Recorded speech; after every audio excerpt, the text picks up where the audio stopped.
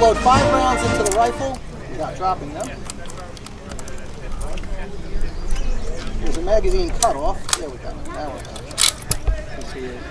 Discard the stripper clip.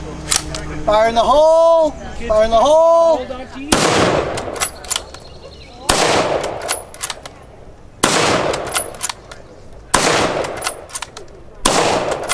So that was 5 rounds. That was the basic rate of fire for every soldier in the Second World War.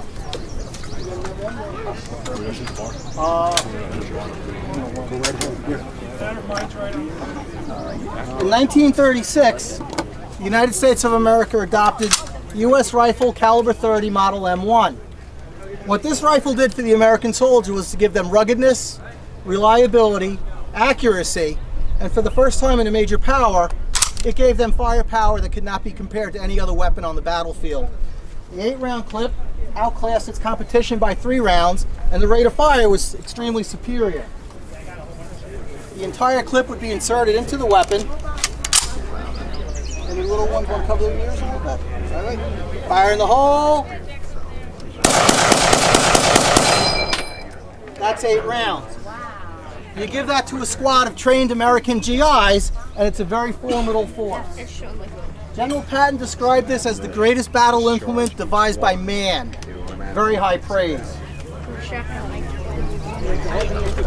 There we go. There we go. America also had another ace in the hole. Who'd like to see a secret weapon?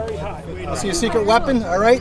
This clunky old 100-year-old rifle, in its time of 1917, was a secret weapon. Adopted by the United States as the model 1918 Browning automatic rifle. The patent wasn't even filed until the end of World War I because we didn't want enemy spies to get the patent information and develop the design and use it against us. This rifle, in the age of manually operated bolt-action rifles, was fully automatic and could hold 20 cartridges.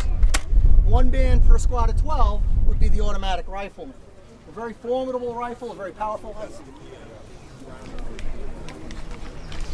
Who likes Tommy guns? A lot of hands went up.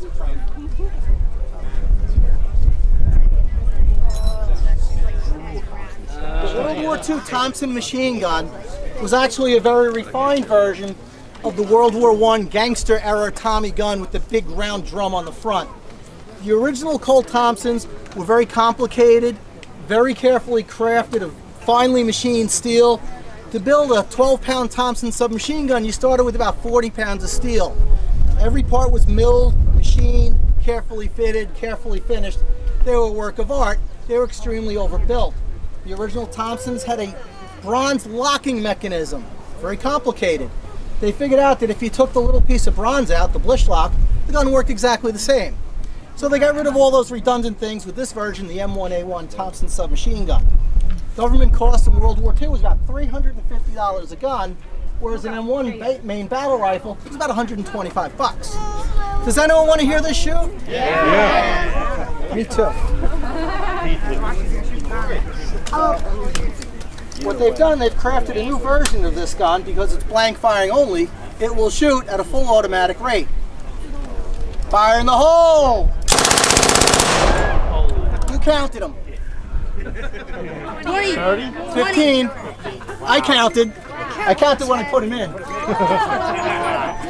You can't count them on the way out. That was 15. But something else was going on in World War II. While we were building machine guns at 350 bucks a pop, Great Britain was being strangled by U-boats, and they didn't have mountains of resources. So they built a submachine gun out of muffler pipe. It worked. It worked great. Very economical. So the Germans thought that was a pretty clever idea. So they built the very elegant, very graceful, very well-functioning MP40. GIs love to take these home, put them in the duffel bag. Very compact, very well-made gun. You see them in Hogan's Heroes and all the other movies. If anyone remembers Hogan's Heroes, I'm getting old. The United States started to catch on, and what we did, we went to General Motors. What does General Motors build? And what goes on the tires of cars back in the old days? Hubcaps. Who said hubcap? Terry said hubcaps. That's cheating. So we took a hubcap machine. We stamped out a left half. We stamped out a right half. We welded it for $1. What do you think an M3A1 grease gun cost the government in 1942? $13.50. From $350, it fired the same ammunition, a little bit slower, and this gun was actually kept in tanks until the 1990s. If you disassembled it and folded it up, it was a very compact package. Didn't get in the way inside of our armored vehicles for a very long time. If you needed it, it was quick to deploy. People didn't like it. What's different about this gun from every other gun in the past century from the United States of America? No walnut. American guns have beautiful wood.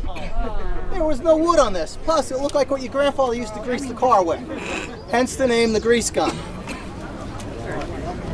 But we really all like the Thompson better.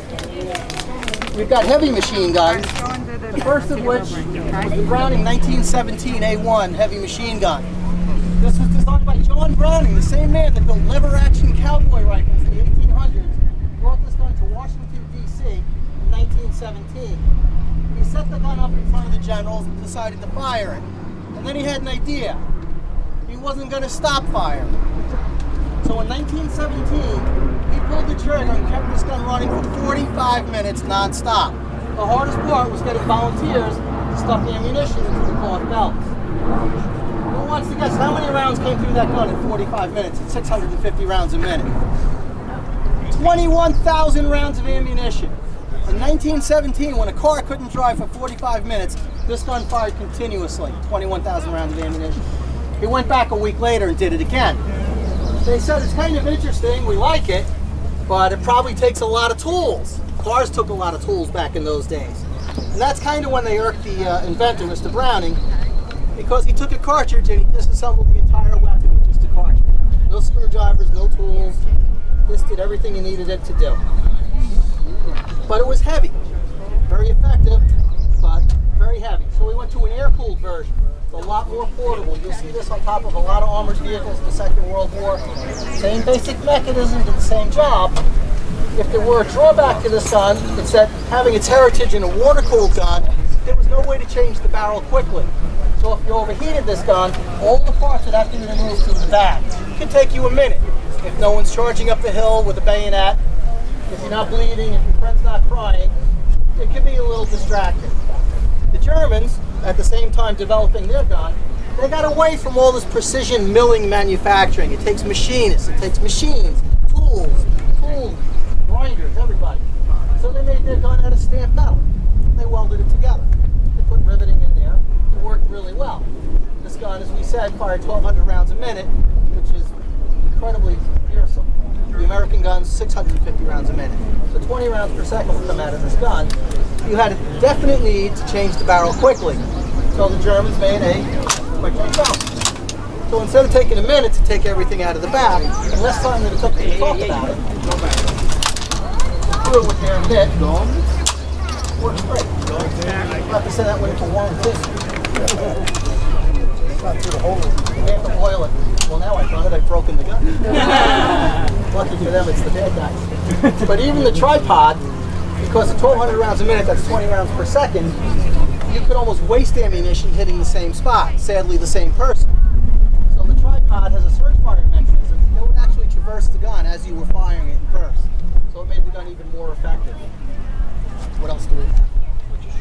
Most people think that this actually forced water. Okay, so being a water-cooled weapon, you can actually get this gun so hot that steam is coming out of the front, the back of the gun is cold to the touch. What do you do with all that steam? When water turns to steam, it expands 40,000 times its volume. You got to do something with it. So it's released through a steam tube, through this hose, into a condensing can. That's just a can that recaptures it. You leave water in the bottom. When the steam hits it, it reconstitutes into water. Because if you let steam come out, that tells everybody the guy with the machine gun's over here. That's your last day as a machine gunner. Recyclable. And you can actually pour the water back in. As amazing as this design is, I'm kind of curious why the water fill hole is the size of a dime. I think they can also use funnels. Yeah, but who carried the funnel? Did you bring it today?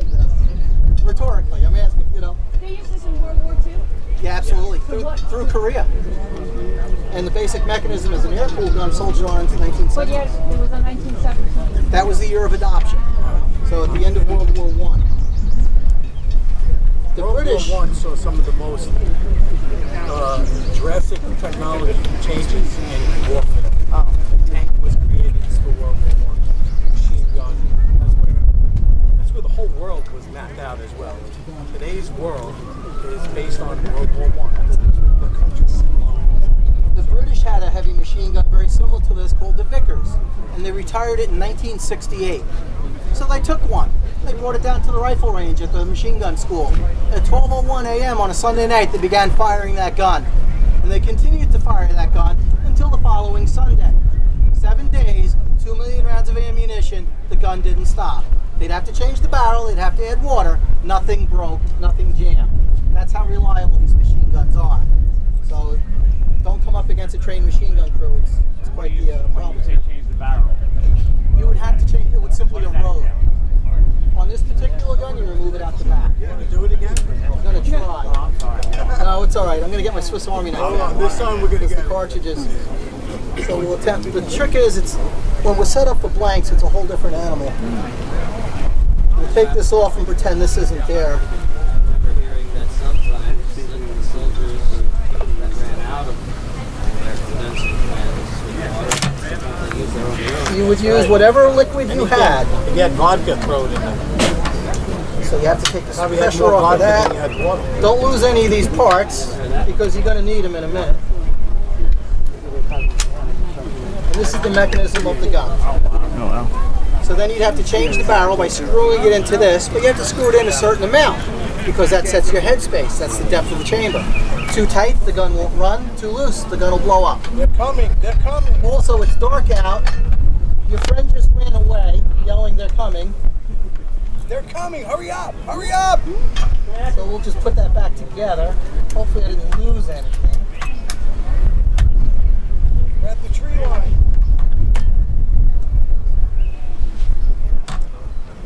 I don't know if anyone timed me, but You would have a bunch of riflemen about a around minute. here with the M1 Grand protecting versus, this guy.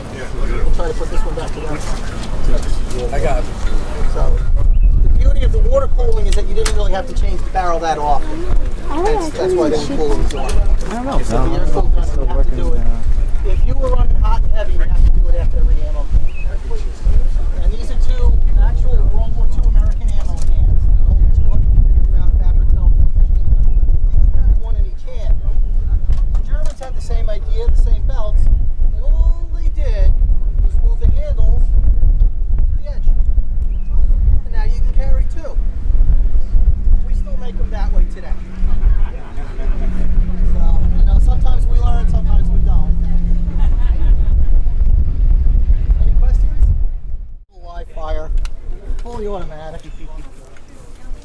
Now what I have to do really is aim it close to the ground because the empties go that way. So I'm going to hold it sideways. It's not really something I learned in a gangster movie. It's just a safety feature. So, fire in the hole! Who counted them? Who counted 10 rounds? Come on. Okay. $20? Oh, yeah. 10 rounds, $5. Yeah. 50 cents a shot. That was fast. Yeah. But it's fun. Yeah. It's worth it. I haven't had this much fun in months. With that, Mark. How about a round of applause for Dan? Thanks for coming today. Thank you. Thank you. Williams here. Okay, what Carbine Williams did, he was working for Winchester at the time. He invented basically the gas system, which is a short piston tappet system. So, right about here in a carbine, they tap off gas. The gas goes into a cylinder with a short little piston about that big. That piston hits the slide, the back of the slide, which blows the slide backwards past the magazine, ejects the cartridge, and a spring pushes the slide forward, stripping off another round and chambering around. So he's responsible for the gas system on this gun. That's it. The rest of it is a whole Winchester production team design. They copied a few things off the Garand because they were already producing a Garand. That's why it's very similar. You'll notice the op rod on the Garand Looks very similar to the slide on the M1 carbine. Okay, so you've got some similar things. The trigger systems are pretty much the same. So you have, again, same thing as the Garand. This is what's called a rotating bolt. Bolt rotates when it goes forward. You'll see it tips in.